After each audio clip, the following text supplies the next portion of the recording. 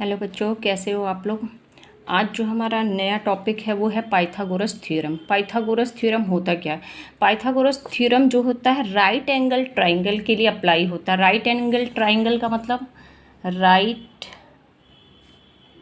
Angle triangle, ये Pythagoras theorem right angle triangle के लिए होता है। दैट मीन्स वो ट्राइंगल जिसमें कोई एक एंगल 90 डिग्री का हो, तभी हम पाइथागोरस थ्योरम उसके लिए अप्लाई कर सकते हैं। यहाँ पे मैंने आपके सामने एक ट्राइंगल बनाया हुआ ABC, जिसमें एंगल B आपका 90 डिग्री का यहाँ दिख रहा है। इस सिंबल का मतलब होता है कि यहाँ पर 90 डिग्री का एंगल बना हुआ है, तो एंगल B यहाँ 90 डिग्री का है। तो इस ट्राइंगल में पाइथागोरस थ्योरम लगेगा कैसे? इस 90 डिग्री के सामने वाला जो साइड होता है, 90 डिग्री के सामने साइड AC है, उस AC का स्क्वायर अदर टू साइड के स्क्वायर के सम के बराबर होता है। अदर टू साइड कौन से हैं? AB और BC। तो इस AC का स्क्वायर जो होता है AB के स्क्वायर प्लस BC के स्क्वायर के सम के बराबर होता है। यही हमारा पाइथागोरस थ्योरम होता है। 90 डिग्री के सामने वाली साइड सबसे लॉन्गेस्ट साइड होती है। ये आपकी इन तीनों साइडों में सबसे लॉन्गेस्ट साइड होती है। लॉन्गेस्ट साइड, इस लॉन्गेस्ट साइड को हम बोलते हैं हाइपोटेन्यूज। लॉन्गेस्ट साइड ये हो गया आपका AC, जिसे हम कहेंगे हाइपोटेन्यूज। तो 90 डिग्री के सामने वाला साइड आपका क्या हो गया? हाइपोटेन्यूज हो गया। जिस साइड पे आपका ये 90 डिग्री का एंगल बना होता है, इसको हम बोलते हैं बेस, क्योंकि इसी के ऊपर ये AB हमारा 90 डिग्री जो है वो खड़ा हुआ है, तो ये हो गया हमारा बेस। और जो ये 90 डिग्री का एंगल बना होता है AB, ये हमारा कहलाता है परपेंडिकुलर।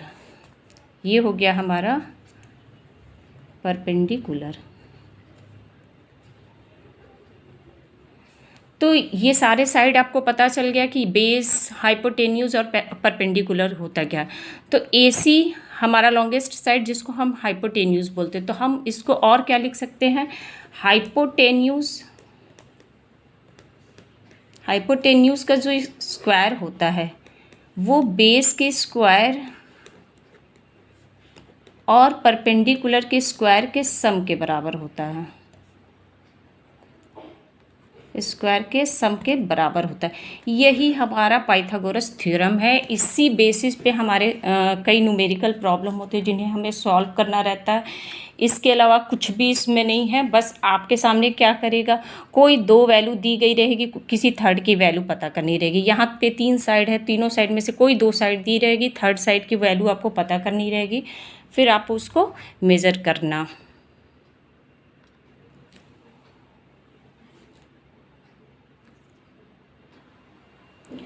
तो यहाँ पे एक सम्स है मेरे सामने। The hypotenuse of a right triangle is 17 centimetre long. If one of the remaining 2 sides is of length 8 centimetre, find the length of the third side. Hypotenuse use हुआ है, राइट ट्राइंगल यूज़ हुआ, means हमें एक right triangle बनाना पड़ेगा। तो आप एक right triangle बनाना, आप भी जब भी इस टाइप के सम सॉल्व करना तो डायग्राम ज़रूर बनाना। इससे क्या होती है, चीज़ें क्लियर हो जाती है, हमें सारी चीज़ें समझ में भी आती है। तो डायग्राम बहुत ज़रूरी होता है इन सब चीज़ों को समझने के लिए। तो ये हो गया, हमने एक राइट ट्रायंगल बना लिया ABC। इसमें कह रहा है hypotenuse of a right triangle is 17 centimetre. That means ये हाइपोटेन्यूज है जो कि 17 सेंटीमीटर का है। तो यहाँ पे मेरा 90 डिग्री है एंगल B, इसके सामने वाला साइड ये है, इसको हमने लिख दिया 17 centimetre. If one of the remaining 2 side is length of 8 centimetre, कोई भी एक साइड जो है आप इसको 8 सेंटीमीटर मान के जो थर्ड साइड है उसकी वैल्यू को आपको निकालना। तो कोई भी आप इसको 8 सेंटीमीटर ले लो, तो मैंने इसको यहाँ 8 सेंटीमीटर लिख दिया। अब जो जो वैल्यू गिवन है वो सबसे पहले आप लिखो। तो इन ए ट्राइंगल ABC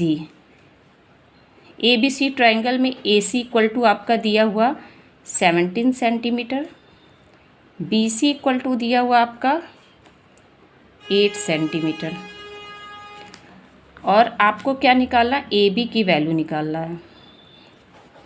अब आप यहाँ पे लिखोगे पाइथागोरस थ्योरम। पाइथागोरस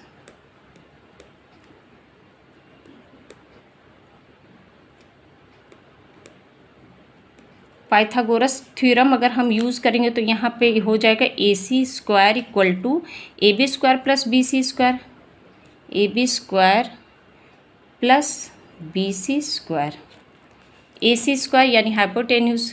तो AC इक्वल टू 17 सेंटीमीटर दिया, हम यहाँ पे 17 सेंटीमीटर का स्क्वायर किए। AB स्क्वायर हमें निकालना है तो हम इसको AB square as it is लिख देंगे।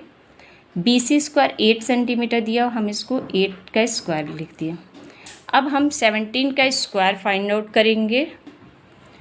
तो 17 का जब स्क्वायर फाइंड आउट किया 17 इंटू 17 करके 17 को 2 टाइम मल्टीप्लाई करके तो ये हमारा हो जाएगा 289। ए बी का स्क्वायर इसको ऐसे ही लिख दिया हमने, ये हो गया प्लस 64। अब इधर शिफ्ट होगा लेफ्ट हैंड राइट में, तो 289 minus 64 equal to A B का स्क्वायर, ये हमारा हो गया। अब 289 में से हम 64 को सब्ट्रैक्ट करेंगे तो ये आ जाएगा 225 equal to A B square.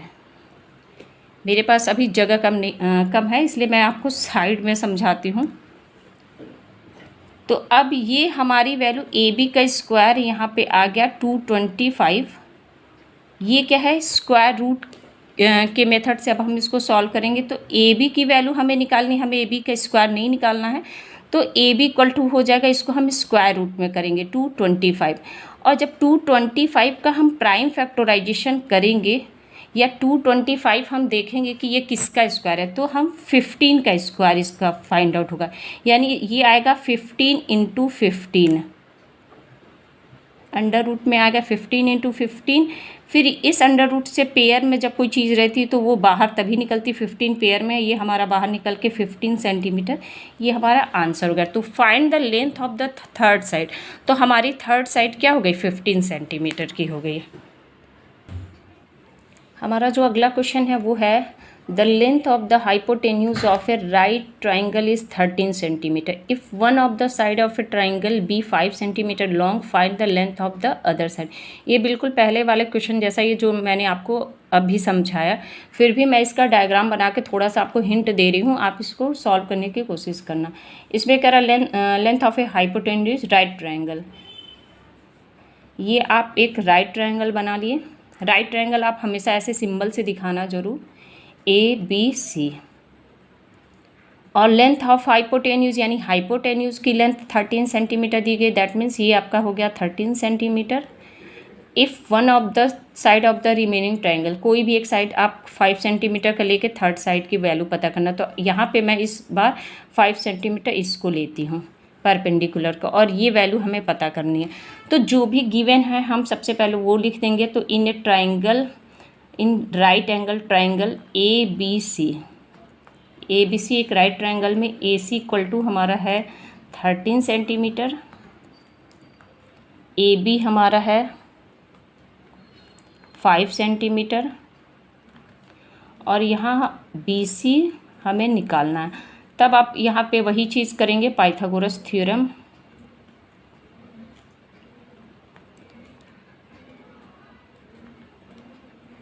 अब पाइथागोरस थ्योरम इस ट्रायंगल के अकॉर्डिंग क्या होगा, जो आप ट्रायंगल बना रहे हो उसके अकॉर्डिंग आप पाइथागोरस थ्योरम लिखना। अगर आप इसके नेमिंग में पी क्यू आर करते हो तो पी क्यू आर के हिसाब से लिखना। मैं यहाँ ए बी सी की हुई हूँ तो ए बी सी के हिसाब से लिख रही हूँ। A C square equal to A B square plus B C square. A C square यहाँ 13 सेंटीमीटर का स्क्वायर हो गया, ए बी स्क्वायर 5 का square plus B C square, ऐसे ही हमने लिख दिया। 13 का स्क्वायर 169 होता है, 5 का square 25 plus B C square. अब आप इसको पूरा सॉल्व करके आंसर देखना, आपका आंसर कितना आ रहा है। ये बिल्कुल पिछले प्रोसेस की तरह ही होगा। आप एक काम और करना, आप 1 से लेके 20 तक के स्क्वायर जितने भी होते हैं सबके स्क्वायर लिख के आप क्या करना, याद कर लेना। तो आपको ये सम्स करने में बहुत इजी होगा, आप जल्दी जल्दी इसको सॉल्व कर लोगे। उसके बाद हमारा नेक्स्ट, इसको आप करना, मैं यहाँ क्वेश्चन मार्क इसीलिए लगा रही हूँ कि आप मुझे आंसर बताना कमेंट बॉक्स में करके। हमारा अगला क्वेश्चन जो है वो है the length of two sides of a right triangle are equal, यानी एक राइट ट्रायंगल में दो साइड क्या है, इक्वल है। The square of the hypotenuse is 800 centimetre square. Hypotenuse का जो स्क्वायर है वो क्या है, 800 सेंटीमीटर है। Find the length of each side. तो जो दो अलग साइड हैं उसकी लेंथ हमें क्या करनी है, आपको बताना। तो सबसे पहले हम ट्रायंगल बनाएंगे। ट्रायंगल कंपलसरी है, बनाना ज़रूरी है, आप बनाना ज़रूर। इस बार मैं इसको नेम देती हूँ PQR, क्योंकि हर बार मैं ABC दे रही होंगी तो आप सोचते होगे ये ABC ही नाम देना है या कुछ और भी देना है, तो आप नेमिंग कुछ और भी कर सकते हैं। तो मैंने इस बार PQR लिख दिया। यहाँ कह रहा length of two sides of a right triangle are equal, hypotenuse दिया है 800 सेंटीमीटर का स्क्वायर, यानी कि ये इसका स्क्वायर PR का स्क्वायर जो होता है 800 सेंटीमीटर यहाँ दिया हुआ है। ये स्क्वायर वैल्यू है। अगर समझ में ना आता हो कि ये कौन सी वैल्यू, तो अगर आपका यूनिट जो होता है स्क्वायर में, दैट मीन्स वो वैल्यू हमारी स्क्वायर में दी गई है। और अदर टू साइड की वैल्यू पता करनी, मीन्स आपको PQ और QR की वैल्यू पता करनी, जो कि क्या है, इक्वल है।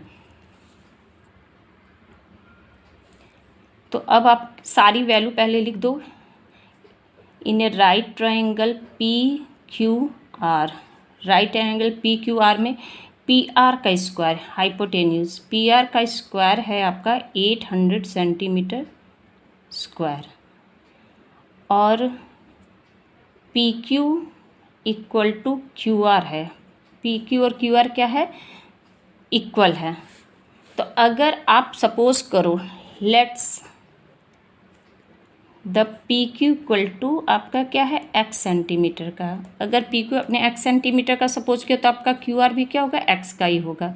QR equal to QR equal to x centimetre, आप रीज़न वही दोगे, PQ इक्वल टू QR। अब हम यहाँ पे लिखेंगे पाइथागोरस थ्योरम।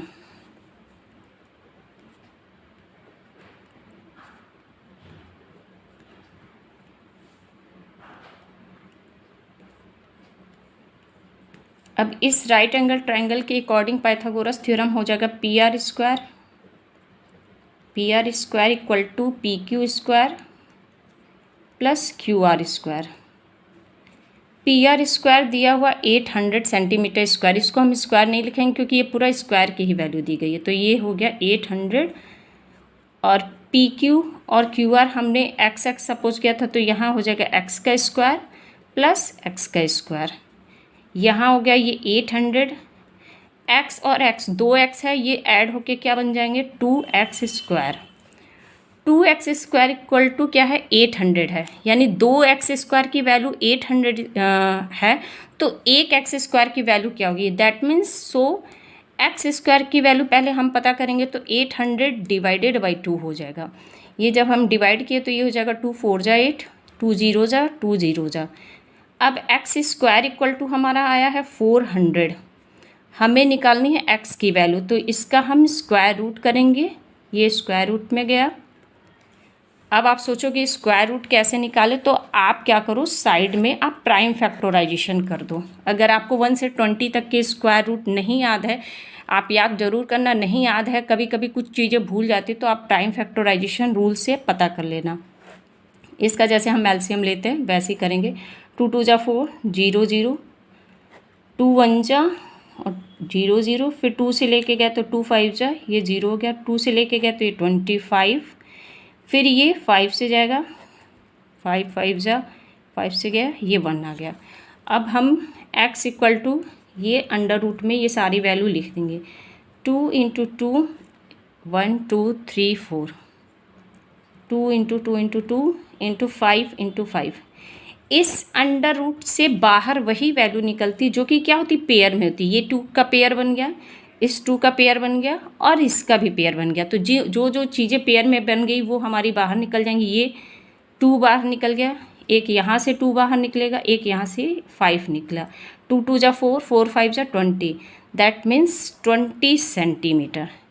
x की वैल्यू हमारी 20 सेंटीमीटर निकल गई। मीन्स क्या होगा, आपके जो दो इक्वल साइड, कौन कौन सी इक्वल साइड है, PQ है और QR है, तो PQ equal to QR equal to आपका क्या हो गया, 20 सेंटीमीटर आंसर। हमारा जो अगला क्वेश्चन है वो है 2 poles of a height 6 metre and 11 metre stand on a plane ground. यानी कि 2 पोल हैं जिनकी हाइट क्या है 6 मीटर है और 11 मीटर है और वो क्या एक प्लेन ग्राउंड पे खड़े हैं। If the distance between their feet is 12 metre find the distance between their tops. अगर उनके फीट यानी पैरों का जो बेस वाला हिस्सा उसके दोनों के बीच की डिस्टेंस क्या 12 मीटर है, तो उनके टॉप्स के बीच की डिस्टेंस क्या होगी। तो 2 पोल्स, जैसे आप सड़क पे बिजली के खंभे देखते हो तो कुछ बिजली के खंभे छोटे होते हैं कुछ बड़े होते हैं, तो वैसे ही यहाँ पे कहा गया 2 बिजली के खंभे, एक आपका हो गया समझ लो 11 मीटर का हो गया और एक आपका क्या हो गया 6 मीटर का हो गया। तो ये आपका एक प्लेन ग्राउंड है, रोड पे ऐसे बिजली के खंभे लगे होते तो ये आपका प्लेन ग्राउंड हो गया। ये एक 6 मीटर का हो गया, ठीक है। ये 2 बिजली के खंभे हो गए, इसको आप नेम दे दो कुछ भी, PQ इसको दे दो और ये हो गया MN। यहाँ हमने लिख दिया 11 मीटर और ये हमारा हो गया 6 मीटर का। इन दोनों की फीट की जो डिस्टेंस है यहाँ, दैट मीन्स ये वाली डिस्टेंस, ये आपका क्या है 12 मीटर का है। कह रहा find the distance between top, इसका टॉप ये हुआ और इसका टॉप ये हुआ, तो इन दोनों के टॉप के बीच की डिस्टेंस पता नहीं, ना कि ये डिस्टेंस, इन दोनों के टॉप के बीच की ये डिस्टेंस कितनी होगी। तो जो भी खंभा खड़ा होता है तो वो बिल्कुल सीधे खड़ा होता है, तो ये दोनों खंभे बिल्कुल सीधे खड़े हैं, तो यहाँ पे हमारा क्या बनेगा, इधर भी 90 डिग्री का एंगल पे ये खड़ा होगा, इधर भी ये 90 डिग्री के एंगल पे ये खड़ा होगा। अब ये वाली डिस्टेंस हमें बतानी, तो ये हमें दिख रहा है कि ये क्या बन रहा है, कुछ हाइपोटेन्यूज जैसा बन रहा है। तो हम सोचेंगे कि क्या करें, तो आप क्या करो, ये जो बीच की 12 मीटर डिस्टेंस फीट की है, ये आप कितनी भी ऊपर तक ले जाओगे ये 12 मीटर ही रहेगी, कुछ चेंज नहीं होगी। तो अगर आप ये वाली डिस्टेंस इसको यहाँ तक मिला दो, ये 6, इसमें से 6 लेके आप क्या करो, एक लाइन सेगमेंट यहाँ पे बना दो, ठीक है, और इसको कुछ नाम दे दिया हमने, R दे दिया। तो ये 12 मीटर इसके बराबर होगी, NQ और MR के बीच के बराबर होगी, तो ये भी आपकी हो गई 12 मीटर की, ठीक है। यहाँ से यहाँ तक आपका क्या है 11 है, PQ आपका 11 है, जिसमें से RQ क्या है इस MN के बराबर है, तो ये इतना आपका 6 मीटर का हुआ। यहाँ से यहाँ तक 11, ये इतना 6 का, तो ये 5 मीटर का हो जाएगा। अब आप यहाँ देख रहे हो कि आपको ये क्या बन रहा है, एक राइट एंगल ट्राइंगल बन जा रहा है यहाँ पे, और आपको किसकी वैल्यू निकालनी, हाइपोटेन्यूज की वैल्यू निकालनी। तो ये डायग्राम बहुत कंपलसरी है, डायग्राम बनाना, आप समझना, फिर उसके अकॉर्डिंग लिखना, और जो जो वैल्यू मैंने अभी निकाली है ना वो सारी चीज़ें आप लिखना। तो आप ये डायग्राम बनाने के बाद आप लिखोगे यहाँ पे PQ, क्योंकि जो कोई होगा डायग्राम देख के समझेगा कि यहाँ पे क्या कहा जा रहा है। PQ इक्वल टू हमारा है 11 मीटर, MN इक्वल टू है हमारा 6 मीटर। इन दोनों की फीट की डिस्टेंस जो है NQ, ये हमारा है 12 मीटर। हमने अब MR डिस्टेंस निकाली, तो इस MR को भी हम लिख देंगे, MR इक्वल टू हो गया हमारा 12 मीटर, और PR की डिस्टेंस हमने निकाली सब्ट्रैक्ट करके, तो यहाँ PR की वैल्यू हम सब्ट्रैक्ट करके निकालेंगे। PR इक्वल टू हमारा हो जाएगा PQ माइनस RQ। हमने PQ में से RQ को सब्ट्रैक्ट किया है तब निकाला है, तो PR इक्वल टू हो गया, PQ इक्वल टू है 11 मीटर माइनस 6 मीटर, ये हो गया है 5 मीटर। और अब हम लिखेंगे right triangle PMR।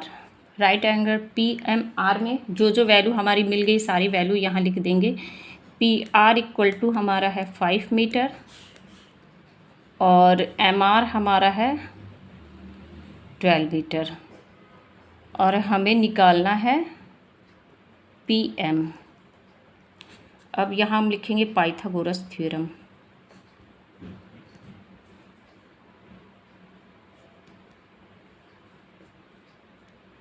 Pythagoras theorem के अकॉर्डिंग इसका स्क्वायर इन दोनों के स्क्वायर के सम के बराबर होगा, तो PM का square equal to PM square equal to PR square plus MR square. P M square equal to हो जाएगा पी आर स्क्वायर मीन्स 5 का square, M R square means 12 का square. P M square equal to 5 का square के 5 into 5 यानी 25, 12 into 12 means 144। P M square equal to हो गया है 169। पी एम इक्वल टू हो जाएगा ये अंडर रूट में 169। इसका देखो अगर प्राइम फैक्टराइजेशन आप करते हो तो 169 किससे कटेगा, सीधे 13 से जाकर डिवाइड होगा। 13 1 जा 13, 13 3 जा, फिर ये 13 से गया 1 जा, तो ये हो गया P M under root 13 into 13। P M equal to हो गया आपका 13 सेंटीमीटर। दैट मीन्स उनके जो टॉप्स है उसके बीच की जो डिस्टेंस होगी वो 13 सेंटीमीटर की होगी। तो आप लिख दोगे डिस्टेंस बिटवीन